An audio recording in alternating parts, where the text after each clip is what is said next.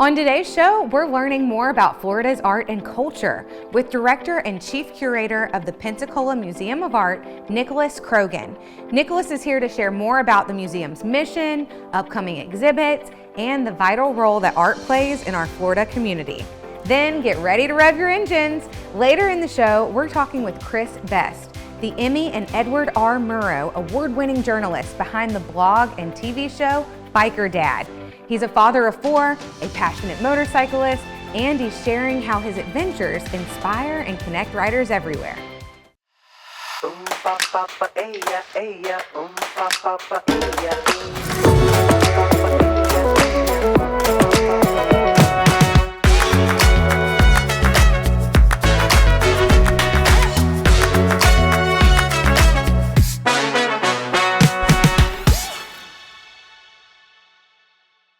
Hey, and welcome back to Locally Florida, your trusted source for all the latest happenings along the Gulf Coast.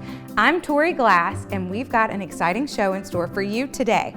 Coming up on today's show, we're learning about Florida's vibrant art scene with Nicholas Croghan, Director and Chief Curator at the Pensacola Museum of Art.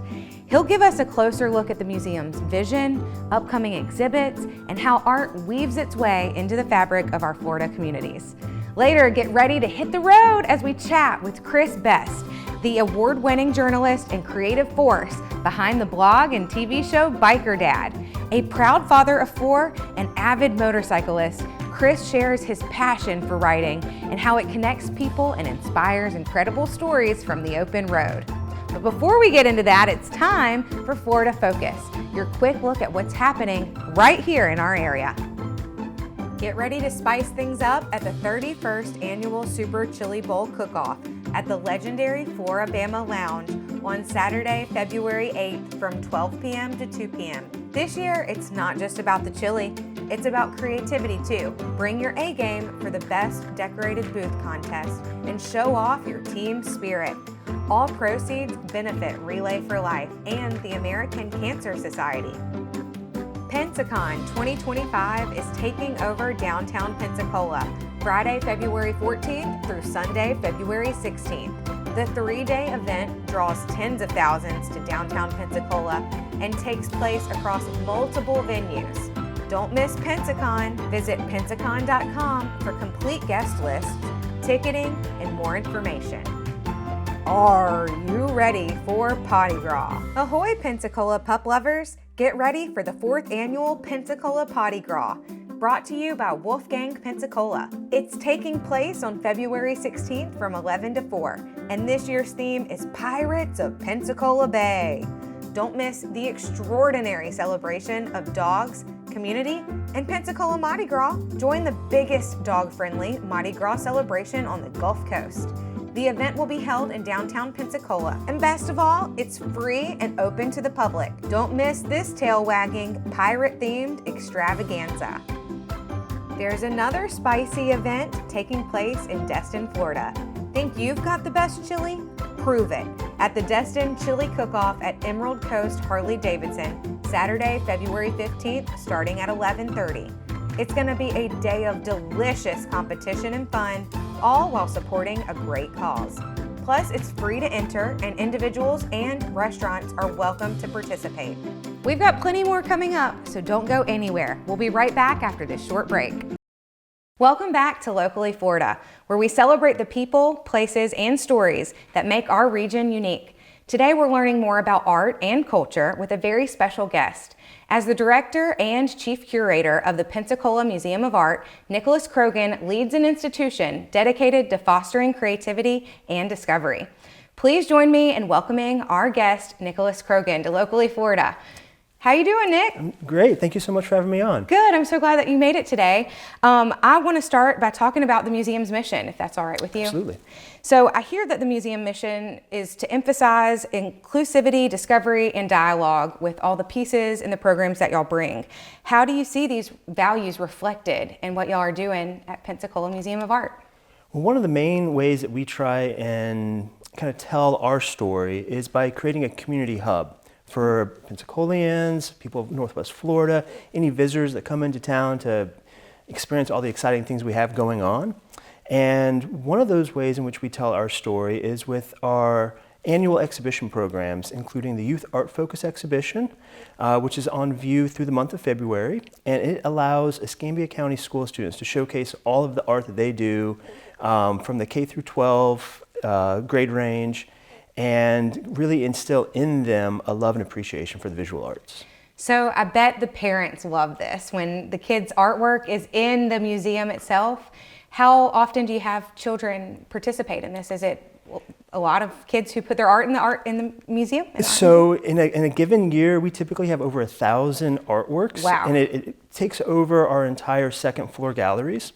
And during that month, we offer the opportunity for each school to come in on a field trip to look at the work of other students, get some fun photo ops with their pieces that are on display. And one of the exciting things that we've been doing for the last couple of years is offering a Youth Arts Day. And this will take place February 4th. It is free and open to the public, and it lasts from 12 to 3 o'clock. And we partner with other arts organizations like the Pensacola Little Theater, the Pensacola Opera, the Symphony, and the Pensacola Children's Chorus to put on performances and just create this cross-disciplinary experience for the youth, and again, inspire them to continue doing all the amazing things that they're doing. It sounds like an art extravaganza is what I'm hearing. You have just the artwork that they're contributing, and then also all of the different ways that art can be reflected in our Pensacola community. Absolutely. That sounds amazing. Well, what other exciting exhibitions or programs or projects do you have coming up in 2025?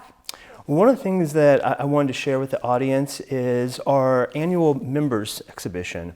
Now, this is something that was started 70 years ago by our founders, and it's a way to engage the local artists in our community. Again, it's a very inclusive show. If you're a member of the museum, you're eligible to submit work. Last year we had over 80 artworks featured in all different types of medium, from painting and drawing to sculpture, clay mosaics, really diverse group of artworks. And there's also monetary prizes for first, second, and third place. And that opens on March 7th from 5 to 7 p.m. And one of the fun things that we do for that opening is we have a People's Choice Award. So the public gets to vote on what they think is the best artwork in the exhibition. So the public of Pensacola, votes on who the artist of Pensacola is going to be for that year. Absolutely. That is awesome. That sounds really interesting. Well, how do you collaborate with other educators to make the exhibitions a reality when you are with Pensacola Museum of Art? That's a great question. There's a lot of different angles I could approach that question from. One of the things that excites me is, again, the kind of cross-disciplinary practices that we engage with. And a lot of this ties back into our makerspace and the students that we work with at UWF. And it ranges from those students who are working on things like 3D printing, using laser cutters, all kinds of really amazing new technologies to help us display the art in the most aesthetically pleasing but safe and archival way possible. Oh, that is really interesting. Well, I know right now y'all have a photography exhibit. Is that right? Correct. Can you tell me a little bit about that? So we're really excited to be showing the photographs of Ben Depp. He's an artist and National Geographic explorer based out of New Orleans. And for the last 10 years, he has been documenting the shifting coastline of Louisiana. Oh, and he does this by flying anywhere from 10 feet to 1,000 feet above the ground in a powered paraglider that he built and maintains himself. Oh my goodness. And it's just an amazing bird's eye perspective and way of looking at the world that you don't really get to see normally. Yeah, adventurer, artist, photographer. It's a really fascinating guy. Well, that sounds like something that y'all will need to put on your calendars to go see. And how long is that one running? So that exhibition will be open through April 4th. Okay. And that will be, that's a Friday night, and we'll have a closing reception with an artist talk and book signing with the artist. Oh, how interesting and fun. And again, that's free and open to the public also. Okay, so yeah, put that on your calendar. And is there any other exciting things coming up, or anything you want to add about maybe your favorite piece in the art museum or something like that? That is another excellent question, and a really hard one for me to answer. I have a background in drawing, and so I tend to lean more into those artworks that have that kind of immediate vitality of, you can see the artist's hand and kind of get an insight into their mind and the way they're thinking and what they're doing in their own practices. But I also really enjoy artworks that have a kind of a cross-disciplinary component. And so for the last several years, we've been working to develop a series of STEAM exhibitions that tie in the arts with sciences and, again, technology. Yeah. But we also try and get out into the community as much as we can and kind of extend the museum beyond its walls. And so the first weekend in March, on March 2nd, we'll have a live mural painting event on Museum Plaza. We call it Cubed, and it gives an opportunity for local mural artists to showcase their work out in nature. Well, so many things that are coming up at the Pensacola Museum of Art. Thank you for coming on the show. Thank you very much. And sharing what you do there at the museum. Be sure to visit the museum and experience this incredible exhibition that they have coming up with the kids and with the photography that they are hosting currently. Now, for more information about upcoming events and the museum, is it pensacolamuseum.org that Correct. People go to visit? Awesome. All right. Well, thank you again for coming on the show, Nicholas. Thank you very much for having me. Yeah. Don't go anywhere, because coming up on Locally Florida, we're going to be talking to Biker Dad. So we will be right back. Welcome to Locally Florida. We are so excited to welcome Chris Best to the show. Chris is an Emmy and Edward R. Murrow award-winning journalist behind Biker Dad, a blog and a TV show dedicated to using a passion for motorcycles to make communities safer, stronger, and better. Today he's here to showcase just the powerhouse of what he stands for. So Chris, welcome. Thanks, happy to be here. Good to see you again. It's great to see you too. Yeah, we have a work history together. Yeah. So when I invited you on, I was looking forward to hearing what you've been up to. So Biker Dad, Yes. I know a little bit about it, but if someone was listening in for the first time, how would you describe it? Well, the TV show, the first couple seasons started off with the line, "This is not a show about motorcycles." So it really is, the motorcycles are a literal and figurative vehicle to tell other people's stories. And it's generally, like you said, about making communities safer, stronger, and better. And what a lot of people don't realize, they see 4 or 5 or 10 or 100 motorcycles going down the road. They're like, "Oh, those are bad people. It's a gang. I better watch out." The reality is 99% of those people are probably off to do something good for somebody, to help somebody, just thinking like the California wildfires. There are guaranteed bikers in California right now loading up to help. I saw it after the hurricane in North Carolina. I was there when bikers left Myrtle Beach Bike Week to go help other people. Oh my goodness. We just raised $16,000 for veterans by giving away one of my motorcycles recently. Oh, wow. And that's what the show is about, is really about people. I have a news background, and news is all about, when it comes down to it, why I got into it was storytelling. And I'm just telling other people's stories. There are a lot of influencers, and there are a lot of influencers in the motorcycle community too. Ah. But they tend to focus on themselves and their image and all that stuff. Mine from the beginning has just been about what other people are doing. So you'll see me for 4 or 5 seconds in the show just to bridge things, but the rest of it is other people. Well, one thing I remember us doing is meetups and things for people who we worked with and whatnot. Yep. And y'all do a lot of that, like you said, in the community, whether it's for veterans, kids, pets. Mm-hmm. Tell me a little bit about what events you have coming up. Well, here in February, we have a couple really cool things. On February 15th, just down the road, like a mile from here, is Eaglestown Motorcycles on Copter Road. Okay, yeah. And, in Pensacola. Yeah, in Pensacola. Martha has been running her shop there for 16 years. It's her 16th anniversary.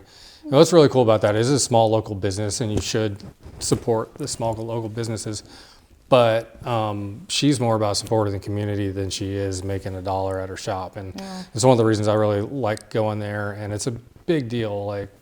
Not everybody who's watching this is going to know the motorcycle community, but she's like the mayor of the motorcyclists in Pensacola. And she just really looks out for people. She just organized recently a big, we had a safety summit after a bunch of motorcycle crashes around here, just to talk about it and what we can do to fix it and stop distracted driving. And that's why I really like to go to anything that she's doing, and because it's more about the community. Yeah. She's going to feed people for free, you know, stuff like that is what happens. Well, I know I follow you on your Instagram and Facebook platforms, and your website, of course, your blog, and y'all are always talking about motorcycle safety. Yeah. So I know why it's important, but how has that impacted the motorcycle community to kind of like band together and really, I guess, take away the hard guy stigma, you know, but it's about safety. I mean, really. So tell me a little bit more about that. Well, that's part of the mission of my show too, is I don't want to like sound self-important, but I'm evangelizing for this community. So one of my favorite things that happened to me recently, and the show airs all over the country, it airs here in Pensacola, but I was in New York in a town called Binghamton, a small town in New York. Well, it's a big town, small city.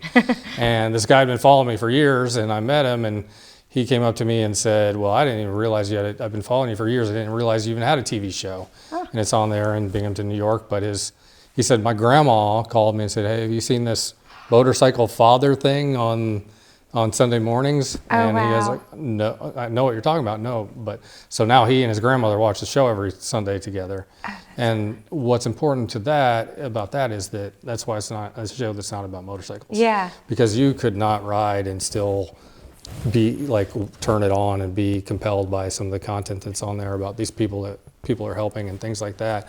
And then what that does is hopefully change the mindset to like, I don't care about that guy because he's probably on his way to be a no good doer. No one thinks and so. Then you figure out that he's probably on the way to support a charity or help a veteran or something.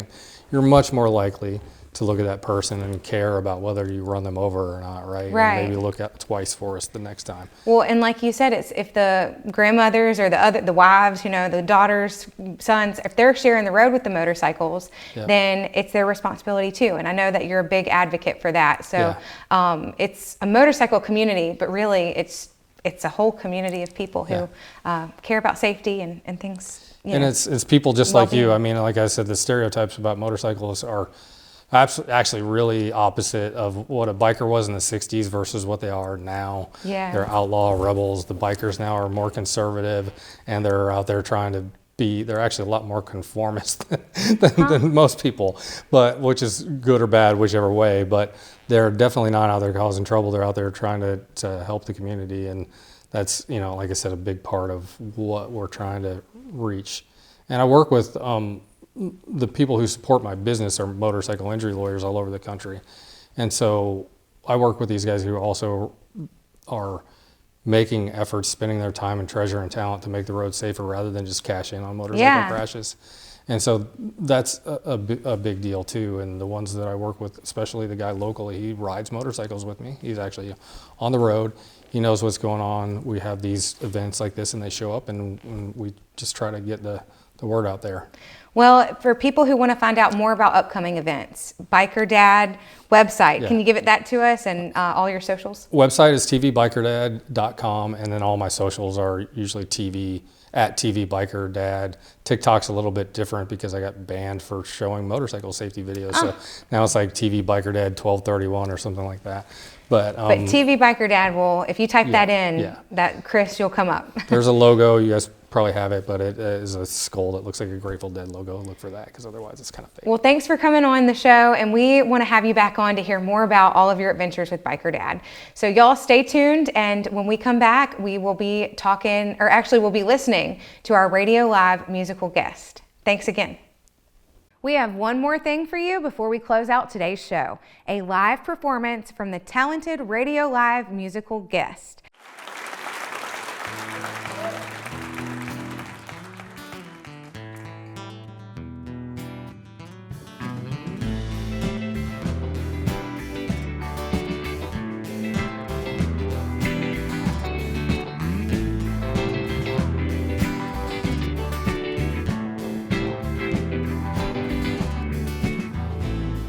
At home, it was a Saturday, lost in the weekend like a holiday.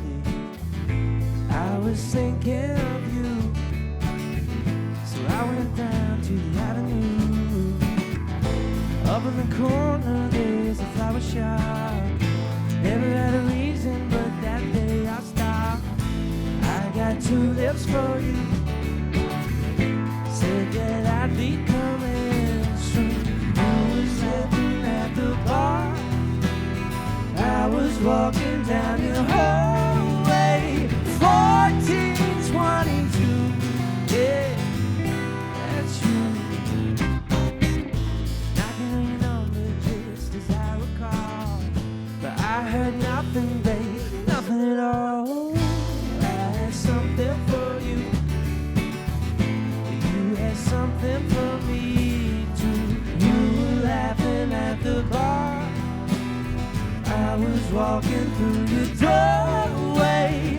1422, yeah, so cool. No tulips for you. No tulips for you.